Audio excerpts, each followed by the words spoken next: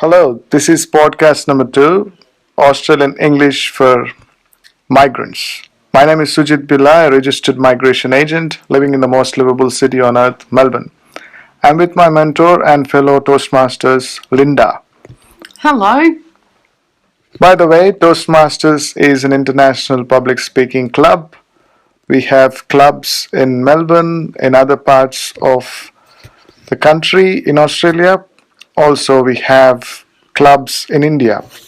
We have 50 clubs in Hyderabad. In fact, more than 50 clubs of Toastmasters in Hyderabad. And I went to Genpact Hyderabad, where I spoke about our podcast number 1, Australian English for Migrants. I spoke at length about why they should have Australian English despite being in India and not being migrants.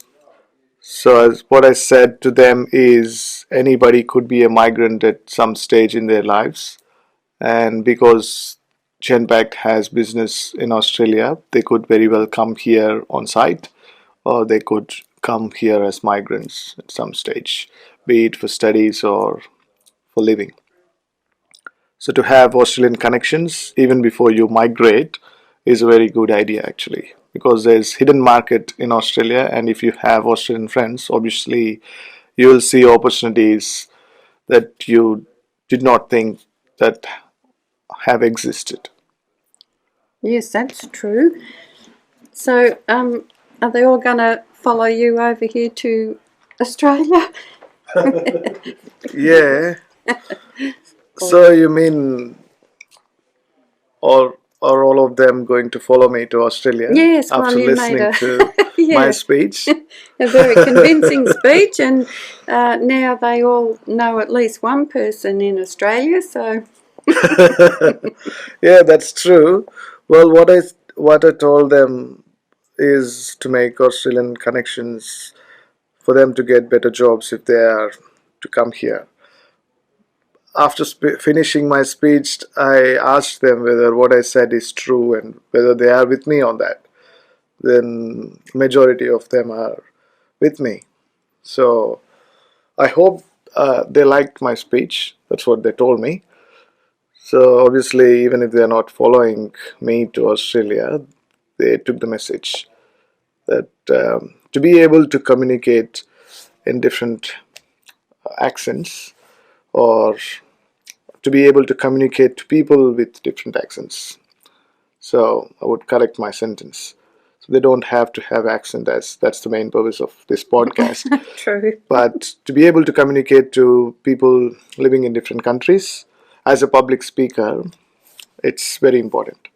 So you could be a great speaker in your club, but if you move to another club, then you're not the same person. And if you're talking to foreigners, then obviously you should be a great speaker to make them understand what you're saying. Yes, probably have to slow down my speech and Yeah, talk loudly. yes, exactly.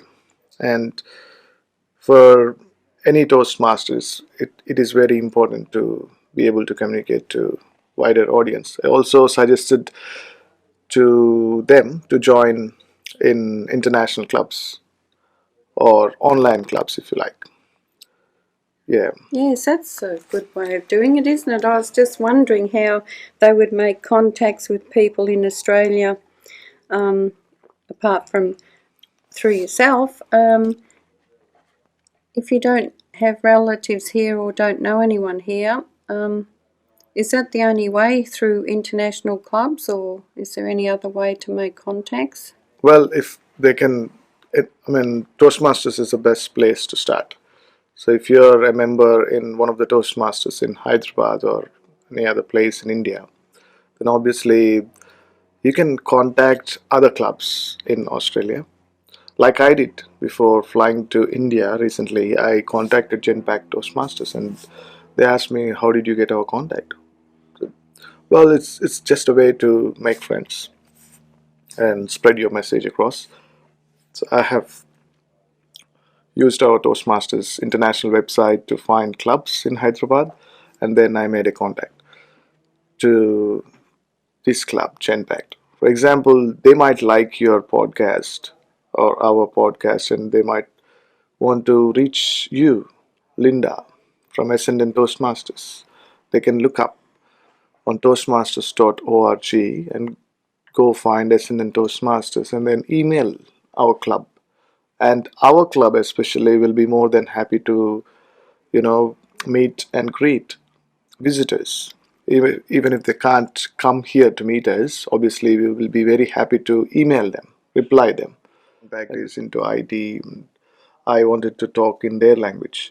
So we have two different methodologies in software development. One is the waterfall model, which is going bit by bit. So you go start a day and you finish at C, and then you start testing the project. So you actually do it in a very standardized, or I mean, a orthodox manner. But agile methodology is you do one bit and then test that and see the functionality. And then you go to the next part. So I compared learning Australian accent or other accent by watching movies and then practicing in front of a mirror as a waterfall model, which is outdated and which doesn't work sometimes. And then going up to strangers and talking, experimenting, and repeating yourself and trying to make them understand as an agile methodology.